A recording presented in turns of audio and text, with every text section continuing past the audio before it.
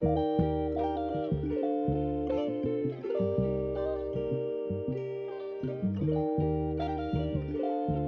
then, picture this. You're stood on top of a massive speeding train, wind absolutely hammering your face, and you're about to make the jump of your life.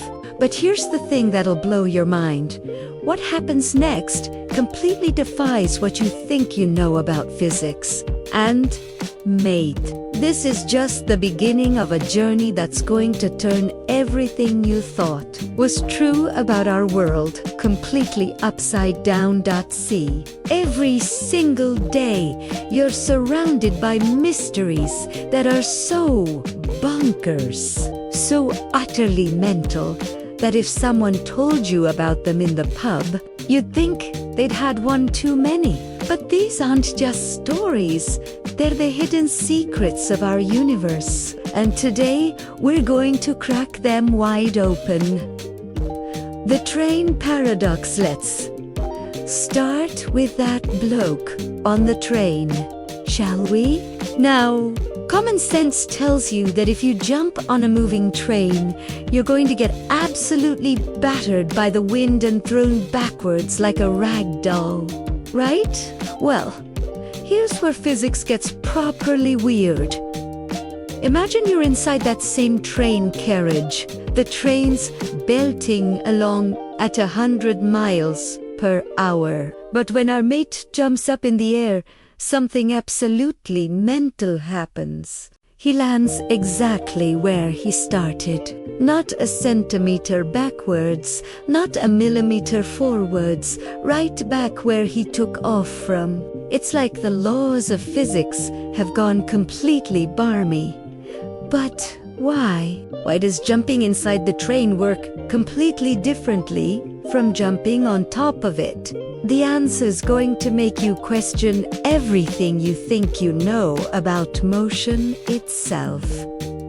You see, when you're inside that train, you're not just a passenger. You and the air around you are all moving together as one big happy family. The air inside isn't rushing past you at 100 miles per hour because it's trapped in there with you, moving at exactly the same speed.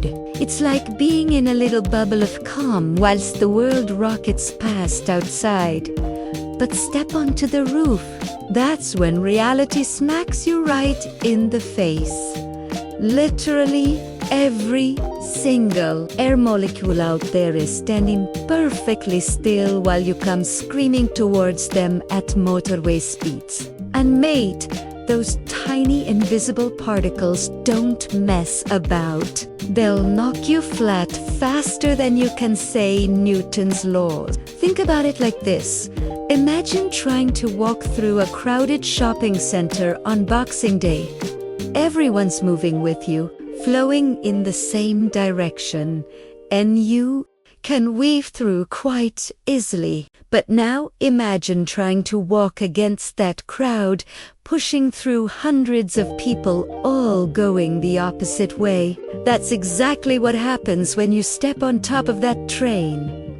The air molecules aren't being mean. They're just doing their job, staying exactly where they are whilst you come hurtling through their neighborhood uninvited.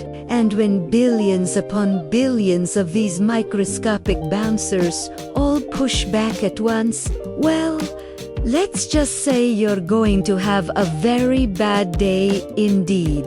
The floating balloon mystery now. Speaking of things that shouldn't make sense, let's talk about hot air balloons. Have you ever wondered how on earth a balloon pilot steers one of those massive floating contraptions? I mean, there's no steering wheel, no joystick, no sat-nav telling you to turn left at the next cloud. So how the blazes do they actually control where they're going? Here's a mental bit. They don't. Not in the way you'd expect. Anyway, A hot air balloon pilot is basically a three-dimensional surfer, riding invisible rivers of air that flow at different altitudes like motorways in the sky. But here's the kicker. These air motorways are all going in completely different directions. Picture this. At 1,000 feet, the wind's blowing north at 20 miles per hour. But climb up to 2,000 feet, and suddenly it's blowing south at 15 miles per hour. Go up to 3,000 feet, and it might be blowing east at 5 miles per hour. It's like the atmosphere has multiple personality disorder, with each layer doing its own thing completely independently of the others. So, how does our balloon pilot navigate this aerial chaos? By becoming a master of altitude. Want to go north? Descend to the layer where the wind's blowing north. Need to head south. Climb to where the southern winds are flowing. It's like having access to a secret network of invisible escalators, each one taking you in a different direction. The pilot's not fighting the wind. They're dancing with it. They're reading the sky like a book, understanding that the atmosphere isn't just empty space, but a complex three-dimensional highway system with traffic flowing in every conceivable direction. And the only steering wheel they need is the ability to go up and down. Weather forecasters launch thousands of these little weather balloons every single day, each one carrying instruments that radio back information about wind speed and direction at different altitudes. These balloons become tiny spies, mapping out the invisible roads in the sky that pilots use to navigate. It's absolutely brilliant when you think about it. While we're stuck down here on the ground, following roads that someone else built centuries ago. Balloon pilots are free to choose from dozens of different invisible motorways, all stacked on top of each other like a massive aerial spaghetti junction. The first sonic boom, right? Here's something that's going to blow your mind completely. The very first sonic boom in human history wasn't created by a jet plane or a rocket. It was created by accident thousands of years ago by someone using what's probably the simplest tool ever invented, a whip. Now, I know what you're thinking. A whip, really? How can something as basic as a bit of leather make the same sound as a supersonic aircraft? Well, mate, prepare to have your brain properly scrambled when a skilled whipcracker flicks their wrist. Something absolutely mental happens at the tip. That little section of leather accelerates so fast that it actually breaks the sound barrier. We're talking about going from 0 to over 760 miles per hour in a fraction of a second. That crack you hear, that is not the whip hitting something, that is the sound of a tiny piece of leather going supersonic. Imagine some ancient cowboy or shepherd just trying to move their cattle along, not having the foggiest idea that they casually breaking one of the fundamental barriers of physics every single time they crack their whip. They probably thought it was magic, or maybe they just accepted it as one of those things that happens without questioning it. But here's the really mad bit. That crack isn't actually coming from the whip itself. It's coming from the air. When that leather tip breaks the sound barrier, it creates a shockwave, a sonic boom in miniature. The air molecules get compressed so quickly that they can't get out of the way fast enough. and they pile up like cars in a motorway crash, creating a pressure wave that your ears pick up as that distinctive cracking sound. So every time someone cracks a whip, they're creating their own personal thunder. Because that's exactly what thunder is. Nature's sonic boom. When lightning superheats the air in its path, it expands so fast that it creates a massive shock wave that we hear as thunder. It's the same principle, just on a much bigger scale. Those ancient people with their whips were accidentally discovering one of the most advanced concepts in physics thousands of years before anyone knew what the speed of sound even was. They were breaking barriers that we didn't even know existed until the 20th century. The density detective story now. Let's dive into something that's going to make you look at your kitchen completely differently. Have you ever noticed that when you open a can of regular Coke and a can of Diet Coke in the same cooler, something absolutely bizarre happens? The regular Coke sinks straight to the bottom like a stone, whilst the Diet Coke bobs around on top like it's having the time of its life. This isn't some weird marketing trick or supernatural phenomena. It's pure, brilliant physics in action. And once you understand why this happens, you'll start seeing the world around you in a completely different way. The secret lies in something called density. Basically, how much stuff is packed into a given space. Regular Coke is absolutely loaded with sugar. We're talking about roughly 10 teaspoons of the stuff dissolved in every single can. That sugar doesn't just disappear, it adds weight without adding volume, making the whole drink denser than water.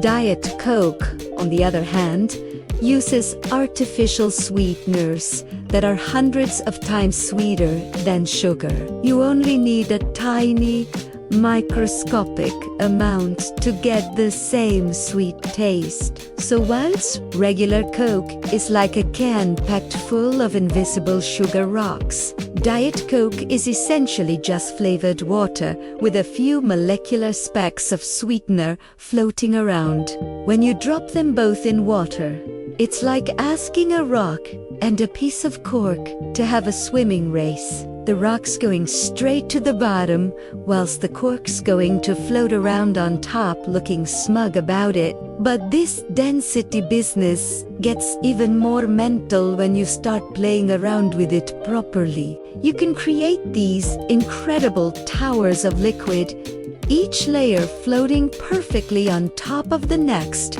creating a rainbow of physics that looks like pure magic. Start with honey at the bottom. Thick, golden, and absolutely loaded with dissolved sugars. Pour some corn syrup on top of that, and it'll float perfectly on the honey layer without mixing. Add some colored dish soap, and it sits happily on top of the corn syrup. Then pour in some water, followed by vegetable oil, and finally some rubbing alcohol at the very top. Each liquid finds its perfect place in this tower, like they're all queuing up in order of density. The heavy liquids sink to the bottom, the light ones rise to the top, and they all maintain their perfect boundaries, like they've agreed to stay in their own lanes.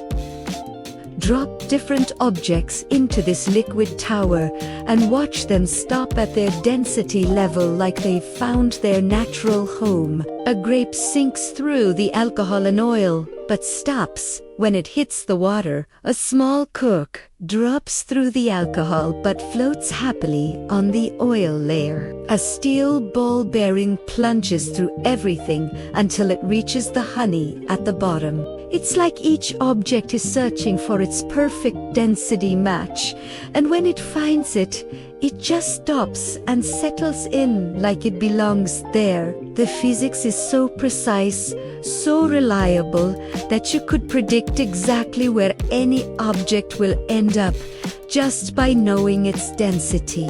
The impossible floating anvil, right? Here's something that's going to properly mess with your head. Picture a massive iron anvil. We're talking about one of those proper heavy-duty blacksmith anvils that weighs more than a small car. Now, imagine dropping that anvil into a bowl of liquid and watching it float on the surface like a cork. Sounds absolutely impossible, doesn't it? Well, prepare to have your mind blown, because there is actually a liquid on Earth that can make an iron anvil float like it's made of polystyrene. That liquid is mercury, the same stuff they used to use in old thermometers before everyone realized it was poisonous as anything. Mercury is so dense, so ridiculously heavy, that it makes iron look like a lightweight. We're talking about a liquid that's more than 13 times denser than water. If you filled a bathtub with mercury instead of water, it would weigh more than a small elephant. Actually, don't try that at home. You'd probably fall through your floor. When you place that iron anvil on mercury, the mercury doesn't see a heavy object. It sees something relatively light trying to displace it.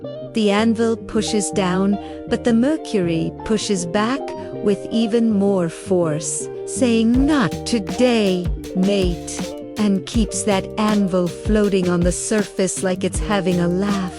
It's the same principle that makes massive cargo ships float on water. Those ships are made of steel and weigh thousands of tons, but they're designed with hollow hulls that trap air, making their overall density less than water. The water doesn't care how much the ship weighs, it only cares about density. But mercury takes this to a completely mental level. You could float a cannonball on mercury. You could float a car engine on mercury. You could probably float a small building on mercury if you had enough of the stuff and somewhere safe to put it. The ancient Romans used to mine mercury from the ground, not really understanding what they were dealing with. They'd see this strange silver liquid that was heavier than anything they'd ever encountered, watching it flow like water whilst weighing more than rocks. They thought it was magical, and in a way, they weren't wrong. Imagine being the first person to discover mercury. You'd pick up what looks like a puddle of liquid silver, expecting it to splash everywhere, only to find that it's impossibly heavy and behaves like nothing else on Earth. It would be like finding a piece of another planet right here on our own. The pendulum symphony. Now, let me tell you about one of the most beautiful discoveries in the history of physics, made by a brilliant Dutch mathematician called Christian Huygens back in the 1600s. This bloke had a workshop filled with pendulum clocks. We're talking about dozens of the things, all ticking away at slightly different rates, creating this absolute chaos of sound. At first, it was like being trapped in a percussion section where everyone was playing to their own beat. Tick-tock, tick-tock, tick-tock, tick-tock. A complete rhythmic nightmare that would drive anyone mental. But then Huygens noticed something absolutely extraordinary happening. Over the course of several hours, these chaotic clocks started to sync up. Not because anyone was adjusting them, not because they were magically fixing themselves, but because they were somehow communicating with each other through the very wall they were hanging on. Picture this. You've got dozens of pendulums all swinging at slightly different speeds, like a crowd of people trying to march, but all stepping to different drummers. But gradually, mysteriously, they start falling into step. First, two clocks sync up, then a third joins them. tenor fourth, until eventually all the pendulums are swinging in perfect harmony like a well-drilled army unit. What Huygens had discovered was something called synchronization, the tendency for connected oscillating systems to lock into the same rhythm. Every tiny vibration from each pendulum was being transmitted through the wall to all the other pendulums. These vibrations were like whispered conversation, each clock telling the others about its rhythm until they all agreed on one collective beat. It's like a dance party where everyone starts dancing to their own music. But gradually the room settles on one rhythm that everyone can groove to. The clocks were literally dancing together, finding their common beats through the language of vibration. This isn't just some quirky thing that happens with old clocks. Synchronization is everywhere in nature. Fireflies in Southeast Asia flash in perfect unison, creating these incredible light shows where entire trees pulse like massive Christmas displays. Your heart cells sync up to create a steady heartbeat. Even the neurons in your brain synchronize to create consciousness itself. Huygens had stumbled upon one of the fundamental principles that governs everything from flocking birds to schooling fish, from applauding audiences to marching soldiers. He'd discovered that, given enough time and the right connections, systems naturally want to work together rather than against each other. The really mental bit is that this happens completely automatically. There's no conductor, no central control system, no master clock telling everyone what to do. It is pure, emergent behavior, order arising from chaos through nothing more than the simple desire of oscillating systems to find common ground. The moon's forever face. Here's something that's been staring you in the face your entire life, but you've probably never really thought about it. Every single time you look up at the moon, whether it's a thin crescent or a full bright disk, you're seeing exactly the same face, the same craters, the same dark patches, the same lunar landscape that humans have been looking at for thousands upon thousands of years. Now, that might not sound particularly weird until you realize that the moon is spinning. It's rotating on its axis, just like Earth does, just like every other moon and planet in our solar system. So why on earth do we always see the same side? Why doesn't the moon spin around and show us its backside, its hidden face that no human saw? Until we send spacecraft around there? The answer is something called tidal locking, and it's one of the most elegant examples of gravitational choreography in our entire solar system. Imagine Earth as a cosmic puppeteer holding invisible strings attached to the moon and using those strings to control exactly how the moon moves. You see, the moon isn't a perfect sphere. It's slightly lopsided, with one side being just a tiny bit heavier than the other. We're talking about minute differences here. But when you're dealing with the immense gravitational forces between Earth and Moon, even tiny differences matter enormously. Earth's gravity grabs onto that heavier side of the Moon like a cosmic magnet, creating a gentle but constant pull that acts like a brake on the Moon's rotation over millions and millions of years. This gravitational braking gradually slowed the Moon's spin until it reached the perfect balance point, where the Moon's rotation period exactly matches its orbital period. It's like having a dance partner who learned your moves so perfectly that you always facing each other as you waltz around the floor. The moon spins once on its axis in exactly the same time it takes to complete one orbit around Earth, about 27 days. This cosmic synchronization means that the same lunar face always points towards Earth, locked in an eternal stare. But here's the really mind-bending bit.